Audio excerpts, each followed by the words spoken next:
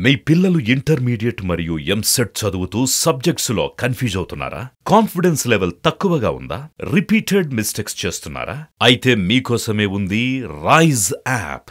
1 lakh question bank, performance analysis, online classes by experts, ఇంకా మరెన్నో features తో మీ ముందుకొచ్చింది rise. Rise, the perfect guide. Description లో ఉన్న లింకును ఉపయోగించి సబ్స్క్రైబ్ అవ్వండి. ప్రముఖ యాక్టర్ విజయకాంత్ గారు మరణం చెందడం విషయం అందరూ చూసిందే. దానికి సంబంధించి చాలా మంది షాక్ గురవుతున్నారు. కొంతమంది చేసేటువంటి కామెంట్స్ ఏంటి అంటే, ఇది హత్య అయి ఉండొచ్చు, నార్మల్ డెత్ అయితే కాదనేటువంటి కామెంట్స్ వినిపిస్తున్నాయి. అంటే సినీ వర్గాల నుంచి కూడా ఈ కామెంట్ వినిపిస్తున్నాయి. సో మరి దీనికి సంబంధించి వారి విశ్లేషణను మనతో పంచుకోవడానికి ఈ రోజు మనతో పాటు ఉన్నారు ఫిలిం క్రిటిక్ విజ్ఞాన్ దాస్ గారు ఉన్నారు. వారితో మాట్లాడదాం. విజ్ఞాన్ దాస్ గారు నమస్తే. నమస్తే. విజయకాంత్ గారి మరణంకి సంబంధించి మీరేమంటారు? మీ అభిప్రాయం ఏంటి? ఇది కొంతమంది హత్యే, కోవిడ్ తో ఆయన మరణం చెందలేదని కామెంట్ చేస్తున్నారు. సో దీనికి సంబంధించి తమిళనాడు సీఎం స్టాలిన్ గారు కూడా ఆయన విచారణలో సంచలన నిజాలు కూడా బయటపడేటువంటి అవకాశం ఉందనేటువంటి కామెంట్స్ కూడా వినిపిస్తున్నాయి. మీ అభిప్రాయం ఏంటి? ఓకే, యాక్చువల్లీ పుత్రేన్ గారి ప్రాబ్లం ఏంటంటే, యాక్చువల్ గా ఆయన అభిమానంతో ఒక ట్వీట్ చేశారు. అభిమానంతో ట్వీట్ ఏంటంటే, ఆయనకి ఉదయనిధి స్టాలిన్ గారు ఒక గిఫ్ట్ ఇచ్చారు, మన ఐఫోన్ గిఫ్ట్ ఇచ్చారు. అది కూడా ఏదో సరదాగా వాళ్ళ మధ్యలో ఒక చిన్న కన్వర్షన్ అయినప్పుడు, ఇతనికి ఒక బహుమతి ఇవ్వాలనుకుంటున్నాను, ఐఫోన్ తీసుకురండి అని చెప్పేసి అనగానే 15 నిమిషాలు, హార్డ్లీ 10 to 15 minutes లో ఒక ఐఫోన్ అనేది మంచి గిఫ్ట్ ప్యాక్ వచ్చి ఆయన చేతికి అందింది. అది ఆయన దాన్ని కృతజ్ఞతగా భావించాడు. ఆ కృతజ్ఞతగా భావించి ఉదయనిధి స్టాలిన్ గారు, అంటే వాళ్ళ ప్రభుత్వం ఇప్పుడు అధికారంలో ఉంది కాబట్టి, ఈయనకి ఆయన అత్యంత సన్నిహితుడు కాబట్టి, ఆయన ఏం చేశారంటే అభిమానంతో ఒక ట్వీట్ చేయడం జరిగింది. ఆ ట్వీట్ లో ఏముంది అంటే, స్టాలిన్ గారు మీరు నాకు చాలా అభిమానంతో ఒక అద్భుతమైన గిఫ్ట్ ఇచ్చారు. ఆ గిఫ్ట్ కి నేను చాలా ఉప్పొంగిపోయాను కాబట్టి నేను ఈ ట్వీట్ చేస్తున్నాను. అందులో ఏముందంటే, మన తమిళనాడు సీఎం జయలలిత గారు చనిపోయింది, ఆవిడది హత్య, ముమ్మాటికి హత్య. ఆరోగ్యం పాడైపోయి ఆవిడ చనిపోలేదు, కావాలనే హత్య చేశారు, కుట్రపూరితమైన హత్య. కరుణానిధి గారిని కూడా ఇలాగే హత్య చేశారు, అది హత్యే, ముమ్మాటికి హత్యే. నెక్స్ట్, స్టాలిన్ గారి పైన కూడా హత్యాయత్నం జరిగింది, అది కూడా నాకు తెలుసు. ఉదయనిధి గారు మీ మీద కూడా కుట్ర పన్నుతున్నారు, మిమ్మల్ని కూడా చంపడానికి చూస్తున్నారు. ఈ కోవలో చెందిందే మన డిఎండికే పార్టీ అధినేత కెప్టెన్ విజయకాంత్ గారు కూడా సహజ మరణం చెందలేదు. ఆయన్ని ఎవరో కావాలనే హత్య చేశారు, ఆయనపై విష ప్రయోగం జరిగింది. సో ఇది మీకెందుకు చెప్పుకుంటున్నానంటే, నాకు ఎవరికి చెప్పుకోవాలో తెలియదు.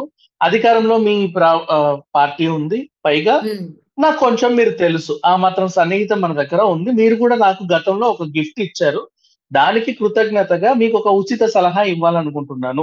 జరిగినవన్నీ హత్యలే. ఈవెన్ రాజకీయాల్లోకి వచ్చినటువంటి మన ఈయనెవరు కమల్ హాసన్ గారి పైన కూడా ఇండియన్ 2 sets లో ఆయన ప్రమాదానికి గురయ్యారు, కొన్ని గాయాలయ్యాయి. కానీ అది ప్రమాదవశాత్తు జరిగిన గాయాలు కాదు, ఆయన్ని కుట్రపూరితంగా ఎవరో కావాలనే హత్య చేయడానికి ప్రయత్నించారు, అది విఫలమయ్యి ఆయనకి కొంచెం గాయాలయ్యాయి. ఆ విషయం ఆయనకు కూడా తెలియదు. అంటే కావాలని ఆయన్ని తోసేయడమో లేకపోతే కింద పడేయడమో, ఆయన వెళ్లే దారిలో ఏదో నట్లు బోల్ట్లు బిగించినప్పుడు ఆయన ఫైట్ సీన్లలో దాన్ని పట్టుకుంటే అది విరిగిపోయి ఆయన పడడము కావాలని చేశారు తప్పితే, ఇది ఉద్దేశపూర్వకంగా జరిగింది కానీ ప్రమాదవశాత్తు జరగలేదు. ఇది నా అభిప్రాయము. ఎందుకు నాకు అట్లా అనిపించింది, మీకు నేను కృతజ్ఞుడిని కాబట్టి ఒక ఉచిత సలహా ఇవ్వాలనుకుంటున్నాను. దయచేసి దీని మీద మీరు ఇన్వెస్టిగేషన్ చేయండి. ఎందుకంటున్నానంటే, ఎందుకు కృతజ్ఞుడినంటే, మీరు నాకు గతంలో ఇచ్చిన గిఫ్ట్ నేను ఇట్లా అనగానే ఒక 15 నిమిషాలు నా దగ్గరకు వచ్చేసింది. పావు గంటలో నా దగ్గరకు అంత అద్భుతమైన గిఫ్ట్ వచ్చినప్పుడు, మీరు ఒక రోజు కానీ నెల కానీ తరబడి అదే పనిగా ఇన్వెస్టిగేషన్ చేస్తే మహా దొంగలందరూ దొరికిపోతారు, ఈ దొంగలందరూ దొరికిపోతారు. కాబట్టి నాకెందుకో మీకు ఈ సలహా ఇవ్వాలనిపించింది. మొత్తం అందరినీ కూడా హత్య చేయడానికే ప్రయత్నిస్తున్నారు, దీని వెనకాల ఎవరో ఉన్నారు. వాళ్ళు ఎవరున్నారో నేను కొన్ని మందిని అనుకుంటున్నాను, కానీ ఆ పేర్లు నేను చెప్పలేను. మీరు ఇన్వెస్టిగేషన్ చేసి మాకు వీళ్ళ మీద వాళ్ళ మీద అనుమానం ఉంది అని 4 పేర్లు చెప్పండి. అందులో నాకెవరి మీద అయితే ఎక్కువ అనుమానం ఉందో వాళ్ళ పేరు చెప్తాను. వాళ్ళని తీసుకెళ్లి 4 ఉతికితే అసలు దొంగలు ఎవరో తెలుస్తారు. అంటే ఈయన ఆరోపణది యాక్చువల్లీ. సో దీంట్లో విషయం ఏంటంటే, యాజ్ ఎ డైరెక్టర్, తమిళ ఇండస్ట్రీకి ఒకడే సూపర్ స్టార్. మొన్న లియో ఫంక్షన్ లో మనకు విజయ్ గారు చెప్పిన విషయం. ఉమ్, ఒకరే సూపర్ స్టార్, ఒకడే లోకనాయకుడు, ఒకడే కెప్టెన్. ఉమ్, ఒకడే సూపర్ స్టార్ అంటే మన రజనీకాంత్ గారు, ఒకడే అవును, లోకనాయకుడు అంటే కమల్ హాసన్ గారు, కమల్ హాసన్. ఒకడే కెప్టెన్ అంటే కెప్టెన్ విజయకాంత్ గారు. ఉమ్, అంతే. సో అతనికి కెప్టెన్ అనే బిరుదు కూడా ఎప్పుడు వచ్చింది అంటే, ఇంకా చెప్పాలంటే మన తెలుగులో 'ఖైదీ నెంబర్ 786' సినిమా ఎంత పెద్ద హిట్టో తెలుసు కదా. ఉమ్, అది తమిళ్ రీమేక్. మన విజయకాంత్ నటించిన సినిమానే మన తెలుగులో రీమేక్ అయింది. And even okay. అదే చిరంజీవి గారిది 'ఠాగూర్' అనే సినిమా ఎంత పెద్ద ఉమ్, హిట్టో మనకు తెలుసు. 250 సెంటర్లలో 200 రోజులు జరుపుకున్న సినిమా అది. జ్యోతిక ఉన్నది. ఉమ్, ఆ సినిమా కూడా కెప్టెన్ విజయకాంత్ గారి రీమేకే. ఈవెన్ 'చినరాయుడు' కెప్టెన్ విజయకాంత్ గారి సినిమా మన వెంకటేష్ గారు చేసింది. ఉమ్, రాజశేఖర్ నటించిన 'మా అన్నయ్య' కెప్టెన్ విజయకాంత్ గారి సినిమే. ఇట్లా మహా బరువైన సినిమాలన్నీ కూడా కెప్టెన్ విజయకాంత్ గారు అంటే అలాంటివి, అంటే ఇట్లా పెద్దరికం ఉట్టి పడేటువంటివి. ఉమ్, ఇప్పుడు ప్రెజెంట్ మనకి ఇప్పుడు ఎలా అయితే ఈ 'లూసిఫర్', 'అఖండ', ఈ వీరసింహారెడ్డి ఇలాంటి సినిమాలు మనం చూస్తున్నాం కదా అవును. రీసెంట్ డేస్ లో. ఒకప్పుడు ఒక ఇంపాక్ట్ అనేది క్రియేట్ చేసేటువంటి మహా సినిమాలన్నీ కూడా తెలుగులోకి తమిళ నుంచి రీమేక్ అయ్యాయి. ఇక్కడ పెద్ద పెద్ద హిట్లు అయ్యాయి. ఆ తమిళ్ అవును. రీమేక్ సినిమాలు ఎవరేమో కాదు, కెప్టెన్ విజయకాంత్ గారి సినిమాలు. ఆయన పెద్దరికం ఉమ్, ఉట్టిపడే పాత్రలు చేశాడు. కాబట్టే ఆయన్ని రాజకీయాలకు చాలా మంది ఆహ్వానిస్తే ఆయన సొంతంగా ఒక పార్టీ పెట్టుకున్నాడు. అది జీర్ణించుకోలేక తమిళనాడులో ఎవరు పార్టీ పెట్టినా వాళ్ళ మీద హత్యాయత్నం జరుగుతుంది. ఈ విషయంలోనే 'ఇండియన్ 2 సెట్స్' లో మన కమల్ హాసన్ పైన హత్యాయత్నం జరిగింది. ఈయన్ని చంపాలని చూశారు, ఆయన్ని చంపాలని చూశారు, అందరినీ చంపాలని చూస్తున్నారు. జయలలిత గారిని ఆల్రెడీ చంపేశారు. ఇదే ఉమ్, జరుగుతుంది అని ఒక పర్సెప్షన్ లో ఆయన అభిప్రాయాన్ని ఆయన తెలియజేశాడు.